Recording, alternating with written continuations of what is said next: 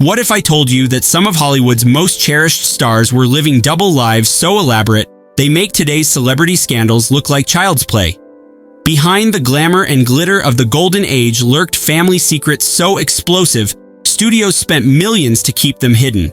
These weren't just minor slip-ups, they were existence-defining betrayals, hidden children, fabricated identities, and traumas too dark to make the tabloids. For decades, the stars of Hollywood's golden age were carefully manufactured personas.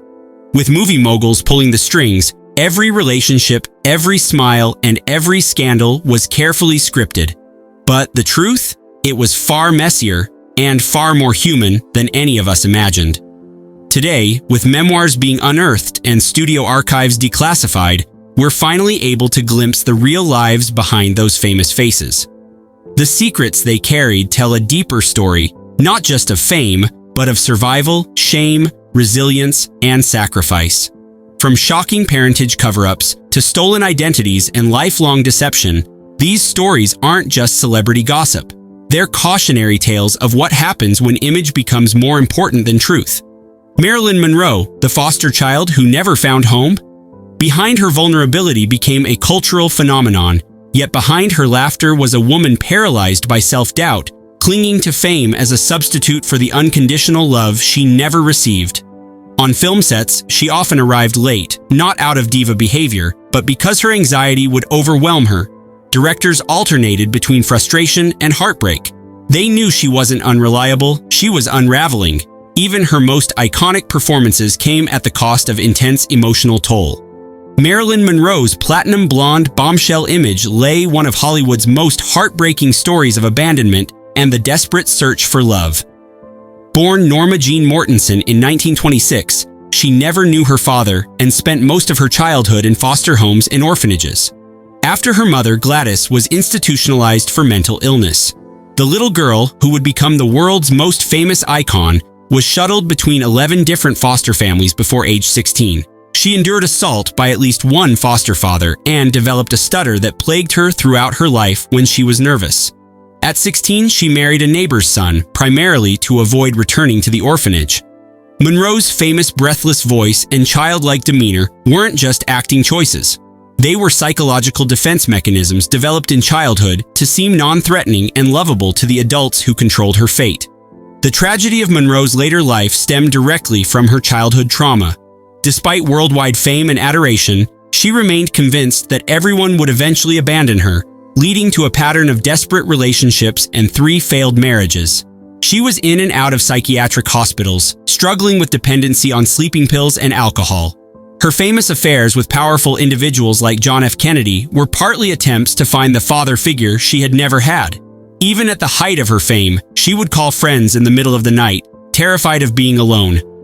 On August 5, 1962, Monroe was found deceased at age 36 from an overdose of barbiturates.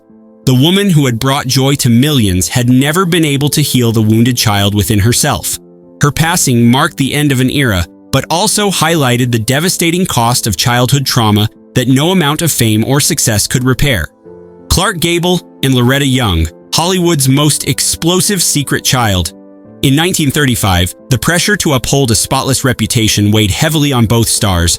Young was constantly paranoid that someone might recognize Judy's resemblance to Gable, while Gable, though silent, showed visible discomfort when the topic of children arose. On set, he was known for moments of uncharacteristic mood swings, perhaps guilt simmering beneath the surface. Judy's memoir years later offered not only a shocking revelation, but a heartbreaking glimpse into what happens when image takes priority over connection. To the world, he was the perfect leading man, handsome, charming, unattainably masculine. But Rock Hudson carried a truth too dangerous to speak. In 1955, whispers threatened everything. So, his agent staged a solution. A marriage. To a woman. For the cameras. It worked. America swooned. But Hudson lived a double life. Romance in shadows, truth behind locked doors. Only when his body betrayed him in 1985 did the truth finally break free. He became the first star face of AIDS. The illusion died, but something more powerful was born. Courage. He'd spent decades hiding, but left the world finally, bravely seen. Jack Nicholson learned a stunning truth. The woman he believed was his sister, June, was actually his mother. His mother, Ethel, was really his grandmother.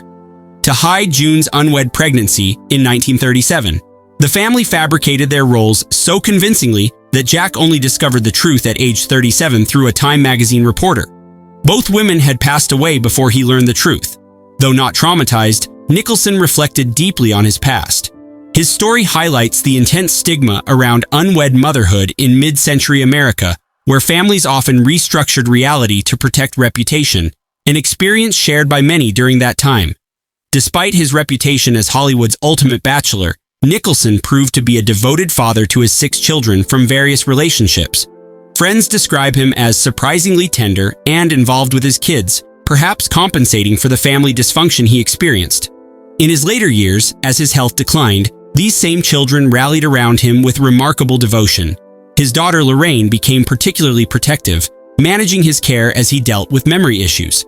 The individual who grew up believing his mother was his sister created a different kind of unconventional but loving family structure for his own children, double lives and fabricated personas. The revelation about his true parentage stunned him, not because he was angry, but because of what it revealed about love and shame. He later said he understood why they hid the truth, but also admitted it changed how he viewed every childhood memory. His ability to portray complex characters may have stemmed in part from his own tangled understanding of family and identity. Bela Lugosi, best known for his haunting portrayal of Dracula, spent his final years not in Gothic castles or grand mansions, but in a modest apartment battling addiction and obscurity. Typecast by his own success, Lugosi was unable to secure meaningful roles after his iconic vampire performance. Studios saw him only as a monster, never as the man behind the cape. But the real horror came in private. Lugosi was addicted to morphine, prescribed initially for chronic sciatic pain. As roles dried up, so did his income. He pawned personal items just to pay rent. By the end, he checked himself into rehab, one of the first major stars to do so publicly. The image of Dracula now stood at a podium, trembling, confessing his truth to the world. And though his legacy remains, the sorrowful image of a man imprisoned by his greatest role lingers as one of Hollywood's most tragic transformations. Natalie Wood's life was one of silver screen shimmer and backstage shadows.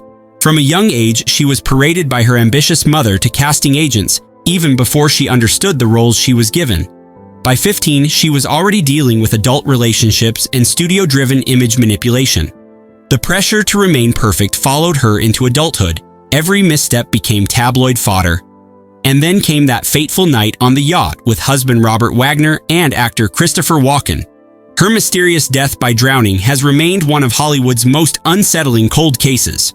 Questions swirled about arguments overheard, timelines that didn't add up, and bruises unexplained. While her death was officially ruled an accident, rumors persist. Was it a tragic misstep or something darker? Natalie's story isn't just about how she died, but how she spent her life fighting to control the narrative written for her. What the public never saw was Crawford's extraordinary work ethic and professionalism. Even her harshest critics acknowledged her complete dedication to her craft. She was notorious for arriving on set hours early, knowing every line of dialogue perfectly, and helping fellow actors with their performances. Her perfectionism, while it may have made her a difficult mother, translated into an unmatched professional standard. She personally answered hundreds of fan letters each week and was known for her kindness to crew members and extras. Crawford often paid for struggling actors' medical bills and helped young women find work in Hollywood. Her tragic flaw seemed to be her inability to separate her driven professional persona from her role as a mother. Hidden children and family scandals. What made Crawford's story even more complex was how beloved she was on set. Crew members adored her professionalism and work ethic. So how could the woman who brought coffee to lighting technicians before dawn also be the same person Christina described in her book? That duality made it impossible for some to believe the abuse claims, while others saw it as the ultimate proof of how well someone can compartmentalize pain. Bing Crosby, America's crooner, and the children who feared him. He was the perfect family individual, warm, charming, and beloved for roles like the priest in Going My Way. But his son Gary's 1983 memoir, Going My Own Way, revealed a darker truth. Crosby was allegedly a harsh, emotionally distant father who beat his sons and enforced strict rules, including weekly weigh-ins. Two brothers, Philip and Dennis, confirmed parts of Gary's account, while a third, Lindsay, later took his own life. Crosby's second family denied the claims, painting a conflicting picture. The contrast between his public image and private life highlighted Hollywood's power to fabricate idealized personas that masked painful family realities. The tragedy of Crosby's story becomes more complex when considering his second family. With his much younger wife, Katharine Grant, whom he married in 1957, Crosby became a different father to their three children, Harry, Mary, and Nathaniel. These children described a warm, involved, and loving parent, completely contradicting their half-brother's experiences. Crosby seemed to learn from his earlier failures, becoming actively involved in his younger children's lives, attending school events, and showing the affection he had withheld from his first family. This transformation suggests an individual capable of change, which makes the suffering of his first four sons all the more poignant. Jerry Lewis was the face of the Muscular Dystrophy Association, raising millions for Jerry's kids. However, Susan Minaret claimed to be Lewis's daughter from a brief affair in the 1950s. According to Minaret, her mother, Lynn Dixon, had a 3-year affair with Lewis, resulting in her birth in 1952. Despite attempts to contact him, Lewis refused to meet or take a paternity test during his lifetime. DNA testing in 2009 showed an 88.7% likelihood that Lewis was Minaret's biological father. Additionally, Lewis's will excluded his 6 sons from his first marriage, reflecting a troubling contrast between his public and private life. The painful irony of Lewis's situation extended beyond his relationship with Susan. While he spent decades raising money for Jerry's kids, children with muscular dystrophy, his alleged biological daughter lived in poverty and suffered from Crohn's disease. Minaret struggled financially while Lewis amassed considerable wealth, creating a stark contrast between his public compassion for sick children and his private rejection of his own possibly sick child. Yet Lewis's charitable work was genuine. He did transform the lives of countless families affected by muscular dystrophy. His telethons raised over $2 billion for research and support. The contradiction between his public generosity and private coldness toward his own family remains one of Hollywood's most troubling paradoxes. Gary Cooper and Patricia Neal, A Secret Pregnancy and Its Aftermath. In the late 1940s, their love scorched in secret, hidden behind studio curtains and Catholic guilt. When she became pregnant, there was no script for mercy. He arranged the procedure. She wept in silence. The child was gone. So was the future they dared to imagine. He returned to his wife, tormented. She vanished to Broadway, heartbroken. For decades, they never spoke of it, but Patricia never forgot. And Gary? He carried the regret until the day he died. Some love stories never get a second act. Dorothy Dandridge, the barrier-breaking beauty who passed away alone. She dazzled the world as Carmen Jones, but when the curtain fell, Dorothy Dandridge was alone. Hollywood called her a trailblazer, the first black woman nominated for a Best Actress Oscar, yet it locked her out of every door she opened. Her daughter needed constant care. Her fortune vanished, roles disappeared. So did friends. Once adored by millions, she died in a tiny apartment, surrounded by silence instead of applause. No spotlight, no entourage, just the echo of a dream deferred. She shattered barriers on screen. Off-screen, the world shattered her. And in her final hour, the phone never rang. These stories represent only a glimpse into the tangled reality behind Hollywood's polished golden image. For every tale exposed here, there are likely dozens more buried in forgotten archives, personal diaries, or whispered among aging insiders. Some stars carried their secrets to the grave. Others were exposed posthumously, forever changing how we see them. The toll of keeping these secrets? It was enormous. Many turned to alcohol or pills to numb the pressure. Others lived in fear of discovery, sacrificing real relationships in exchange for manufactured personas. Behind every red carpet photo was a real human being silently suffering, playing a role they never auditioned for.